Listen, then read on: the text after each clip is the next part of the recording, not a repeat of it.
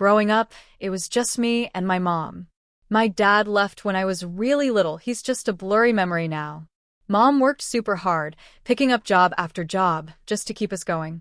She wanted to make sure I could focus on school. Because of everything she did, I got a scholarship that helped me go to college without ending up in a pile of debt, which is rare these days. I studied business management, pushed by both my dreams and my fear of being broke again like we were back then. After I graduated, I packed my stuff and moved to the city. It was rough at first, tiny apartment, eating cheap food most nights, but I landed a job at a big company. I started at the bottom and worked my way up. A few years later, I wasn't just working there, I was in charge of a whole department. It wasn't just a job to me. I treated it like my own space, and I made sure everyone on my team felt important. You've got to lead with respect, I'd always say during training. Act like this job is yours, and one day it will be. The team was awesome, good people all around. When I got promoted to head of the department, we all went out to a local bar to celebrate. It wasn't fancy, but it was warm and friendly, and the drinks were cold.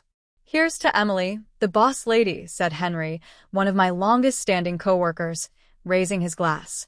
Everyone joined in, glasses clinking as laughter filled the place. Thanks, everyone. We're in this together, I said. Let's keep crushing it. Everyone cheered. In the middle of all the high six and laughs, I saw him, Eric. He noticed me looking and walked over, smiling like he owned the place. Big celebration, huh? He said, leaning on the bar. Yeah, I smiled. Just a little career boost. I'm the new head of my department now, I said, trying not to sound like I was showing off. That's really impressive. Must be a tough job, he replied with a nod. I'm Eric, by the way. Emily. Nice to meet you, Eric.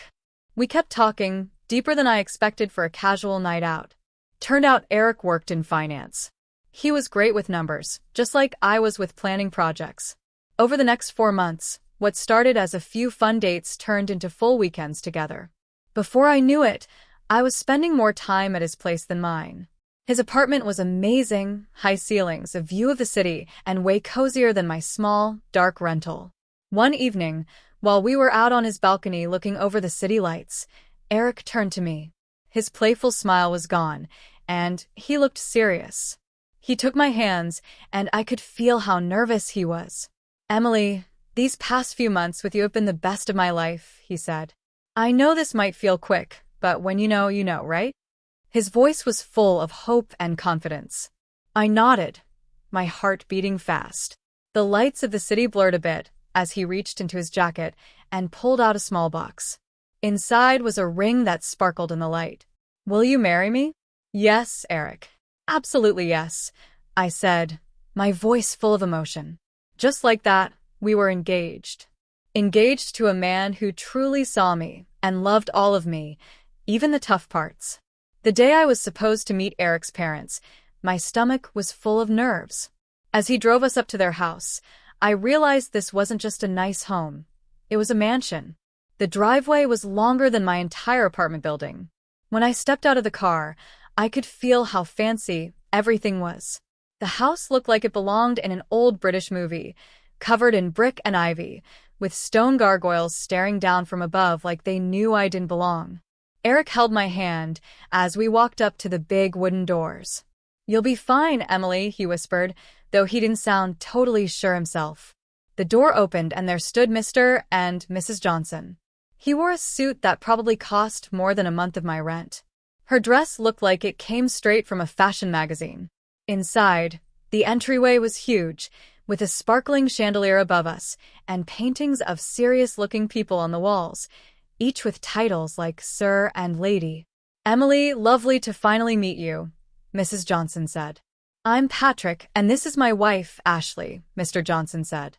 His voice was smooth but distant, with an English accent that sounded like it was put on. Mrs. Johnson smiled, but it didn't feel real. Nice to meet you both, I said, trying to keep my voice steady as we walked into the dining room. Eric leaned over and quickly whispered which fork to use for what, but everything blurred together in my head. Dinner started, and the room felt cold, not from the temperature, but from the way they looked at me. It was like sitting in a freezer full of silent judgment. Mr. Johnson pointed to a painting of a serious-looking man with a thick beard. "That's Sir Adam Johnson," he said proudly. "He came from Hamburg in the 1750s to build our family's name here." "That's really impressive," I said, trying to sound excited. But it was hard to eat with their eyes on me, like they were watching for mistakes. I reached for what I thought was the right fork, but the silence that followed told me I got it wrong. I glanced at Eric, hoping for help, but before he could say anything, Mrs. Johnson spoke. "Perhaps things are done differently where you come from, dear," she said, her voice sharp like a knife. "Sorry, I'm still learning," I muttered, my face burning. Eric tried to change the subject with a story about us, but his parents weren't listening. They seemed more interested in watching me fumble with the dessert spoon next. With each dish, I felt smaller. Their stares were heavy, like they wanted me to feel out of place. After dinner, we moved to their huge living room. The thick carpet and heavy curtains made it feel even more stuffy than the dining room. I sat down in one of the fancy chairs, feeling like I didn't belong, like I was just some display in a museum. Mrs. Johnson sat on the edge of her seat and leaned toward me. "Emily, dear, tell us about your family. I imagine your upbringing was different from ours." I paused, feeling Eric watching me closely. "Well," I began, "it was just me and my mom, mostly. My dad left when I was really young. I don't remember him. My mom raised me on her own. She's a nurse." The room went silent. You could hear a pin drop. Mrs. Johnson stood up suddenly. Her chair scraped the floor loudly. "This is unacceptable," she said, her voice full of disgust. "We come from an old and respected English bloodline. We have standards, traditions. I won't allow my only son to marry someone with no pedigree or understanding of their family roots." Mr. Johnson, who hadn't said much all evening, finally spoke. His words were slow and heavy. "For us, family history matters. Strong roots are everything. Tell me, Emily, can you even name your great-grandparents?" My face burned with embarrassment. I felt small and out of place. "I only know my mom's parents," I said quietly.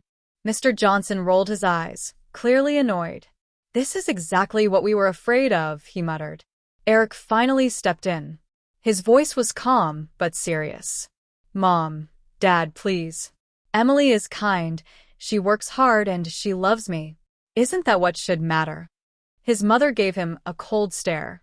"Respect and following family traditions are what matter, Jacob. If Emily wants to be part of this family, she needs to learn how we do things. She must understand where we come from, even if she doesn't come from anything important herself."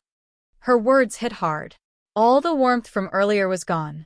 But Eric looked at me, silently begging me to go along with it. I nodded slowly, not sure if I really meant it. "Fine," I said, trying to keep my voice calm. "I'll learn about your family and your traditions." Mrs. Johnson looked slightly pleased. Good. "You can start by studying our family tree and getting to know who all the people in those portraits are. It's not just about names, Emily. It's about showing respect to your roots." As they kept talking about their expectations, I felt something inside me shrink. This night wasn't just a meet and greet anymore. It felt like a test I hadn't studied for. I had said yes to their rules, but I wasn't sure what I was giving up to do it. As the room filled with stories of ancestors and noble deeds, I felt like I didn't belong. And for the first time, I felt distance between me and Eric because a part of him belonged to them. The weeks after that cold dinner were a blur. I could barely keep up. Between my job and all the etiquette and fashion classes the Johnsons made me attend, I had no time to breathe. I was up before the sun, and still going long after it had set. I felt like a zombie most days. "Elbows off the table, Emily," the etiquette teacher reminded me gently one afternoon. "And remember, you scoop soup away from yourself, not toward." I nodded and copied her movements, but my mind was somewhere else, thinking about the huge pile of work waiting at the office and the never-ending wedding plans. "You're doing well," she said kindly. "These things take time." I gave her a weak smile. "Thanks. It's just a lot, you know." Right then, my phone rang. It was Mom. I quickly stepped outside to take the call, holding the phone to my ear while looking for a quiet spot away from the noise of the city. "Hi, Mom," I said. My voice sounded just as tired as I felt. "Emily, sweetheart, how are the wedding plans coming along?" my mom asked. Her voice was full of excitement, but I could hear a bit of worry too. I paused for a second. I didn't want her to worry. "It's going okay. I'm learning a lot. Just picked up how to waltz," I said, trying to sound cheerful. There was a short silence. I could tell she wasn't fully convinced. "You sound tired, honey. Are you getting enough rest?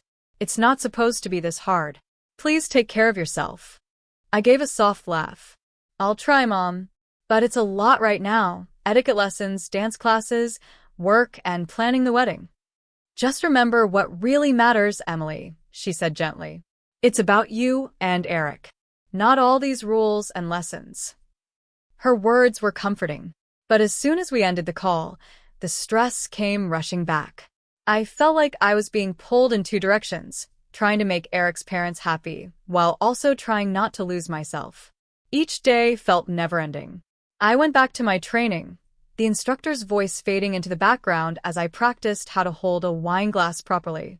"Pinch the stem, not the bowl," she said for the third time that week. In the few quiet moments I had, I'd stare at the ceiling and wonder, was this all worth it? The constant pressure, the strict lessons, the cold stares from Mr. and Mrs. Johnson every time I made a mistake, it was wearing me down. One night, just as I was about to fall asleep, my phone lit up. It was Eric. "How was your day? Miss you." I stared at the screen, my fingers hovering over the keys. I wanted to tell him everything. How hard it was, how tired I felt, how out of place I was. But I didn't. Instead, I typed, "Miss you too. Long day, but all good." I put the phone down, and the silence in my apartment felt heavy. Was this how it was going to be? Always pushing through the tiredness, pretending everything was fine, all to fit into a life that didn't feel like mine? Then the big day finally came. The wedding venue was full of flowers, elegant dresses, and the city's rich and powerful chatting and laughing. I stood in my long white dress, heart racing, trying to take a deep breath. My mom walked over and gently fixed a loose curl on my forehead. "Everything will be just fine, Emily," she said with a soft smile. I wanted to believe my mom's words, that everything would be fine. But the moment the ceremony began, I knew it wouldn't be. Eric's parents were acting like they were in charge of everything. Mr. Johnson greeted guests with pride, walking around like he owned the place. Mrs. Johnson made sure everyone knew how much she and her husband had done to make the wedding happen. As people settled in, I tried to talk to some guests, but Mrs. Johnson quickly pulled me aside with a tight, fake smile. "Emily, dear, make sure our guests are taken care of. Bring them some drinks, will you?" she said, pointing toward a group of older men loudly discussing politics. I started to say, but she cut me off with a cold stare. "No buts. You're practically family now. Show some effort," she snapped. So I did it. I walked around carrying trays of champagne and snacks, my wedding dress dragging behind me. I didn't feel like a bride. I felt like a waitress. Every step made me feel smaller. I caught a glimpse of Eric, laughing and chatting with guests like everything was perfect. He didn't notice how I was being treated. As I passed by again with another tray, I heard Mrs. Johnson's voice rise above the noise. "Emily will be serving us tonight. It's good practice for her, don't you think?" she said, smiling in a smug way, like she was expecting everyone to agree. That was it. I walked up to her, hands shaking a little, but my voice steady. "I'm not a waitress at my own wedding. There are staff here for that." She stood up, acting shocked. "You should be grateful we even allowed someone like you into our family," she said in a low, sharp voice. "Know your place, Emily." Her words cut deep, but something inside me snapped. "This is my wedding," I said, louder than I meant to. "Not a show for your friends." The room went quiet. Everyone turned to look. Eric walked over, holding a glass of champagne. He looked a little unsteady. "What's going on?" he asked, his voice slurred. "Your mom is treating me like a servant, Eric," I said, my voice rising. "This isn't what today was supposed to be about." Eric looked between me and his mother, his face slowly changing. Emily, why are you making such a big deal out of this? Just do what she asks, he said. It's not that serious. Not serious? I asked, stunned. This is our wedding, and she's ruining it. He took a long drink from his glass and then said something I never expected. Look, Emily, you should feel lucky I chose you. There were plenty of girls out there, prettier, richer. You're making a big fuss over nothing. His words hit me like a slap. I stepped back, my heart pounding. The man I loved, the man I thought truly saw me, was gone. I was about to marry someone who didn't see me as an equal. To Eric, I wasn't a partner. I was just something to shape into the perfect image his parents wanted. I held my bouquet tighter, trying not to fall apart right there. Then my mom came over. She looked at me once and pulled me into a hug. The kind of hug that made the world feel far away. Sweetheart, do you love him? Do you really want to marry him? She whispered, her voice full of concern. I shook my head, tears stinging my eyes. I could barely speak. No, Mom. I can't. I don't want to, I said softly. She nodded, her jaw tightening in that strong, steady way I'd seen my whole life. She gently took the bouquet from my hands and helped me sit down. Her touch was calm and comforting. Then, to my surprise, she walked straight to the DJ booth. She asked for the microphone, turned to face the crowd, and raised her voice. Ladies and gentlemen, may I have your attention, please? She said, loud and clear. The room grew quiet. Everyone turned to look. She took a breath and looked right at Mr. and Mrs. Johnson. I have something important to say about truth and pretending, she began, not blinking. I went to school with Patrick and Ashley Johnson, she said. Back then, they didn't speak with English accents or act like royalty. Their families were regular folks, just like mine. A ripple of whispers spread through the crowd. Patrick's father was a mechanic. Ashley's mother worked at a diner. She continued, pausing to let that sink in. All those fancy accents, the portraits, the family name, they bought it. They built a fake history to cover where they really came from. Gasps and whispers filled the room. Guests turned to look at the Johnsons, some in shock, some clearly upset. Mrs. Johnson jumped to her feet, her face turning red. That's ridiculous, she started, but my mom wasn't done. To think you would build your lives on lies, then look down on my daughter, she said, her voice rising, and judge her as if she's not good enough. Emily is worth more than all your fake titles put together. She's real, something you've clearly forgotten how to be, my mom said. The guests, who had been quietly watching, now started whispering more loudly. The curiosity in their eyes turned into judgment as they looked at the Johnsons. Mr. Johnson tried to speak, but his fancy accent slipped. He sounded less polished, more desperate. We only did what we thought was best, he began. For who? My mom cut in, her voice sharp. For your son? For society? Or just to protect your own pride? The room was buzzing now. Everyone was paying attention. The truth was out, and the perfect image the Johnsons had built was falling apart. They seemed smaller now, not grand or powerful, just 5 people hiding behind lies. Eric stormed over to me, his face twisted with anger. You've ruined everything, Emily, he hissed, leaning close. You embarrassed my family. And now you think I still want to marry you after all this? His words hurt. But then, before I could say anything, he grabbed my arm and pulled me a little closer. I'll teach you how to be a good wife, he said coldly. One who listens and does what she's told. His threat hung in the air. It was scary, and for a second I froze. Then I yanked my arm away and took a step back. The room went completely silent. Everyone was watching. This was the man I almost married. This was the family I almost became part of. No. This couldn't be my life. I took a deep breath. My mom's strength filled me. There will be no wedding, I said loudly, so the whole room could hear. I regret ever thinking about marrying someone who fits so perfectly into a family full of lies and arrogance. People gasped. Some were shocked. Others nodded or murmured in support. Eric just stood there, his mouth open like he wanted to take my words back, but it was too late. My mom walked to my side, standing with me like a shield. We turned and walked out, heads held high, leaving the mess behind us. In the weeks after, news of the Johnsons' lies spread all over the city. Their fake family history and fancy lifestyle crumbled like it was made of paper. People who used to admire them now looked away or avoided them completely. They sold their mansion and moved far away, hoping to start over where no one knew the truth. As for Eric, I heard rumors, stories of long nights at bars, trying to drink away the shame. I didn't know if they were true, and honestly, I didn't care. He had shown me who he really was, and that was enough. Thank you, Mom. One evening, as we sat in our small but cozy living room, so different from the fancy world I almost married into, I turned to my mom. "Thank you," I said quietly, "for everything. For being there, for standing up for me, and for helping me see the truth before it was too late." She reached out and gently squeezed my hand. "I'll always be here, Emily. You're my daughter. I raised you to be strong and honest.